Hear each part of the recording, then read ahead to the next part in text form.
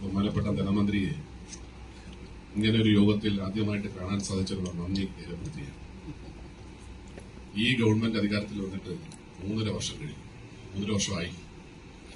നമ്മുടെ നാട്ടിൽ സർക്കാർ ജീവനക്കാരെയും പെൻഷൻകാരെയും പരിഗണിക്കുന്ന ഒരു ധനമന്ത്രി ഈ കാര്യത്തിലെങ്കിലും ഉണ്ട് എന്ന് അങ്ങ് ഈ മീറ്റിംഗിലൂടെ ബോധ്യപ്പെടുത്തിയതിന് നന്ദി. ഈ പദ്ധതിയെ സംബന്ധിച്ച് ഈ പദ്ധതി തുടരണമെന്ന് തന്നെയാണ് ഞങ്ങളുടെ സംഘടനയുടെ അഭിപ്രായം. പക്ഷേ ഈ പദ്ധതിയിലേക്ക് വരുന്നതിന് മുമ്പ് കേരളത്തിലെ സർക്കാർ ജീവനക്കാരും അധ്യാപകരും ഇന്ന് അനുഭവിക്കുന്ന വേദനയെ സംബന്ധിച്ച് 1-2 കാര്യങ്ങൾ സാറിന്റെ വേദിയിൽ സൂചിപ്പിക്കാതെ പോയാൽ അത് വലിയ കഠിനമായി പോകുമെന്നുള്ളതുകൊണ്ട് 1-2 കാര്യങ്ങൾ സൂചിപ്പിക്കാതിരിക്കാൻ നിവൃത്തിയില്ല. കേരളത്തിലെ സർക്കാർ ജീവനക്കാരും അധ്യാപകരും അനുഭവിക്കുന്ന വേദന അത് മനസ്സിലാക്കാൻ കേരളത്തിലെ ധനമന്ത്രിക്ക് കഴിഞ്ഞിട്ടുണ്ട്. കഴിഞ്ഞ 3.5 വർഷമായിട്ട് ഈ സംസ്ഥാനത്തെ ജീവനക്കാർ എങ്ങനെ ജീവിക്കുന്നുവെന്ന് കേരളത്തിലെ ധനമന്ത്രി അന്വേഷിച്ചിട്ടുണ്ട്. കേരളത്തിലെ എത്രയോ സർക്കാർ ജീവനക്കാരൻ ഇന്ന് കൂലിപ്പണിക്ക് പോവുകയാണ് സർ. ജീവിക്കാൻ നിവൃത്തിയില്ലാതെ കേരളത്തിലെ സർക്കാർ ജീവനക്കാരൻ കൂലിപ്പണിക്ക് പോവുക. കേരളത്തിൽ ബഹുമാനപ്പെട്ട ധനമന്ത്രി ഇത് മനസ്സിലാക്കിയിട്ടുണ്ടോ എന്നുള്ള കാര്യം വളരെ വിനീതമായി ചോദിക്കുകയാണ്. 22% ക്ഷാമബത്ത ഞങ്ങൾ ആരോടാണ് ചോദിക്കേണ്ടത്? ഞങ്ങൾ ആരോട് ചോദിക്കണം സാർ? ഇന്ത്യയിൽ ഏതെങ്കിലും ഒരു സംസ്ഥാനത്ത് ഈ അവസ്ഥയുണ്ടോ? നമുക്ക് ചോദിക്കാനൊരു നാഥനുണ്ട് ഈ കേരളത്തിൽ. ബഹുമാനപ്പെട്ട മുഖ്യമന്ത്രിയുണ്ട്, ധനമന്ത്രിയുണ്ട്. പക്ഷെ ഞങ്ങളെ കേൾക്കാൻ ആരുമില്ലാത്തൊരവസ്ഥയായിരുന്നു. ആ അവസ്ഥയിൽ നിന്നുകൊണ്ടാണ് ഈ കേരളത്തിലെ 22% ക്ഷാമബത്ത കുടിശ്ശികയാക്കി ഞങ്ങൾ നട്ടം തിരികെയാണ് കേരളത്തിലെ സർക്കാർ ജീവനക്കാരൻ. സാർ ഇത് കേൾക്കണം. കേരളത്തിലെ സർക്കാർ ജീവനക്കാരന്റെ ലീവ് സറണ്ടർ ഞങ്ങൾക്ക് ആർക്കത് ലഭ്യമാകുന്നില്ല. കേരളത്തിലെ സർക്കാർ ജീവനക്കാരന്റെ കഴിഞ്ഞ ശമ്പള പരിഷ്കരണം, പെൻഷൻ പരിഷ്കരണം തടസ്സപ്പെടുത്താൻ നോക്കണ്ട. പറയേണ്ട കാര്യം ഈ വേദിയിൽ പറയാൻ വേണ്ടി കഴിയും. 1-2 കാര്യങ്ങൾ ബഹുമാനപ്പെട്ട ധനമന്ത്രി വിളിച്ച യോഗമായിട്ട് അദ്ദേഹത്തെ സൂചിപ്പിക്കാൻ വേണ്ടിയിട്ടാണ് ഈ കാര്യങ്ങൾ സൂചിപ്പിക്കുന്നത്, പ്രസംഗിക്കുന്നതല്ല. അല്ല, സബ്ജക്ട് ബേസ് ആണെങ്കിൽ തന്നെ ഞങ്ങൾക്ക് പറയാൻ വേറെ വേദിയില്ലല്ലോ. അതുകൊണ്ട് അതിനകത്ത് തടസ്സപ്പെടുത്താൻ ശ്രമിക്കണ്ട. പറയേണ്ടത് പറഞ്ഞിട്ടേ പോകും. സാർ, ഞങ്ങൾക്ക് ജീവിക്കണം ഈ കേരളത്തിൽ. ഞങ്ങൾ അനുഭവിക്കുന്ന ദുരിതം ധനമന്ത്രി മനസ്സിലാക്കണം. 2% കേരളത്തിന്റെ ചരിത്രത്തിൽ ഇന്നേ വരെ ഒരു ധനമന്ത്രിയും കാണിക്കാത്ത ക്രൂരതയാണ് സാറിന്റെ ഭാഗത്തുനിന്നുണ്ടായത്.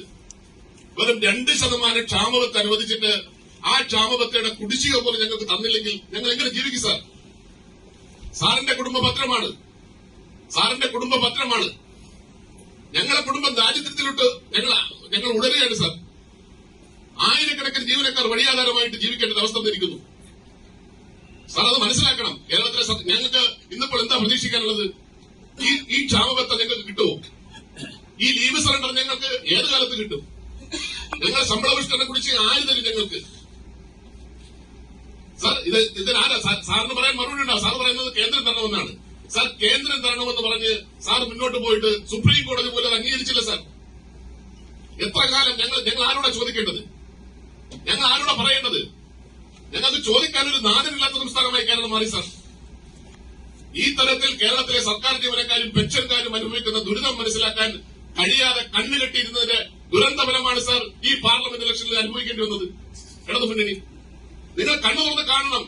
ബാക്കി എല്ലാത്തിനും പണമുണ്ടല്ലോ, എല്ലാ കാര്യത്തിനും പണമുണ്ടല്ലോ. സർക്കാർ ജീവനക്കാരന്റെ ഈ കാര്യം കൂടെ കാണാനും കേൾക്കാനുമുള്ള ഒരു മനസ്സ് നിങ്ങൾക്കുണ്ടാവണം. അല്ലെങ്കിൽ ചരിത്രം കാത്തുവെച്ച ചില കാര്യങ്ങൾ, ഒരു കാലത്ത് സംഭവിക്കാത്ത കാര്യങ്ങൾ ഉണ്ടാകുമെന്ന് മാത്രമേ ഇത് സൂചിപ്പിക്കാനുള്ളൂ. ഞാൻ മെഡിസിപ്പിലേക്ക് വരികയാണ്. സാർ, മെഡിസിപ്പിനെ സംബന്ധിച്ചിടത്തോളം മെഡിസിപ്പ് സാർ പറഞ്ഞു ഇന്ത്യയിൽ ഏറ്റവും നല്ല ഒരു പദ്ധതിയായിട്ടാണ് മെഡിസിപ്പ് സാർ അവതരിപ്പിച്ചതെന്ന് പറഞ്ഞത്. സർക്കാരിന് എന്താ സാർ ഈ മെഡിസിപ്പ് പദ്ധതിയിലെ സർക്കാരിന് എന്ത് ബന്ധമാണ് ഈ മെഡിസിപ്പ് പദ്ധതിയായിട്ടുള്ളത്? സർക്കാരിന് ഇടനിലക്കാരന്റെ പണിയാണോ? സാർ, ഒരു ഗവൺമെന്റ് ജീവനക്കാരന് വേണ്ടി ഒരു പദ്ധതി പ്രഖ്യാപിച്ചാൽ, പെൻഷൻകാർക്ക് വേണ്ടി ഒരു പദ്ധതി പ്രഖ്യാപിച്ചാൽ അതിന്റെ വിഹിതം കൊടുക്കാനുള്ള ഒരു മര്യാദ സർക്കാരിനുണ്ടാവണ്ടേ? 1 രൂപ പോലും വിഹിതം കൊടുക്കാതെ ഒരു പദ്ധതി പ്രഖ്യാപിക്കുക. ഈ പദ്ധതിയെ സംബന്ധിച്ചത് പ്രഖ്യാപിക്കുന്ന വേളയിൽ എന്താ സാർ സംഭവിച്ചത്?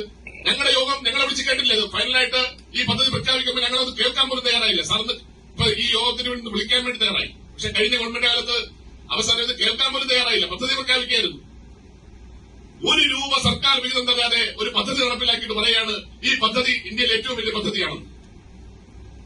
മറ്റേതെങ്കിലും ഒരു സംസ്ഥാനത്തെ അവസ്ഥ ഉണ്ടോ സാർ? എന്തുകൊണ്ട് ഈ പദ്ധതിയിൽ ഇത്രയും പരാതി ഉണ്ടാകാൻ എന്താ? എന്തുകൊണ്ടാണ് സ്വകാര്യ ആശുപത്രികൾ സഹകരിക്കാത്തത്? അവർക്ക് ആവശ്യമായിട്ടുള്ള നമ്മൾ നിശ്ചയിച്ചിട്ടുള്ള ഒരു അസുഖത്തിന് വേണ്ടി നിശ്ചയിച്ചിട്ടുള്ള ആ ടാർഗറ്റ് അവർക്ക് സ്വീകാര്യമല്ലാത്തത് കൊണ്ടാണ്. അതിന് സർക്കാർ എന്താ ചെയ്യേണ്ടത്?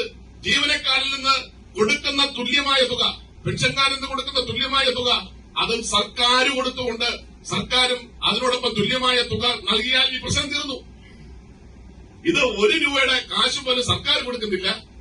ഞങ്ങളിപ്പോ നോക്കിയപ്പോ 2050 കോടി രൂപയാണ് പിരിച്ചെടുത്തിരിക്കുന്നത്. 1428 കോടിയാണ് കൊടുത്തിരിക്കുന്നത് കണക്ക് പറയുന്നത്. കഴിഞ്ഞ ഈ 3 വർഷത്തെ സ്കീം അനുസരിച്ച് 2000 കോടി രൂപയുണ്ട്. കോർപ്പസ് ഫണ്ട് ഉൾപ്പെടെയുള്ള കാര്യങ്ങൾ അതിനകത്ത് വരുമാനിക്കാം. പക്ഷേ കേരളത്തിലെ മെഡിസപ്പിനെ സംബന്ധിച്ചത്, ജീവനക്കാരെ സംബന്ധിച്ചിടത്തോളം മെഡിസപ്പ് ഒരു പരാജയത്തിലേക്ക് മാറിയിട്ടുണ്ടെങ്കിൽ അതിന്റെ പൂർണ്ണ ഉത്തരവാദിത്വം സർക്കാരിനാണ്. സർക്കാർ എന്തോ ഒരു വലിയ ആവേശത്തോടു കൂടി ഒരു പദ്ധതി പ്രഖ്യാപിച്ചു.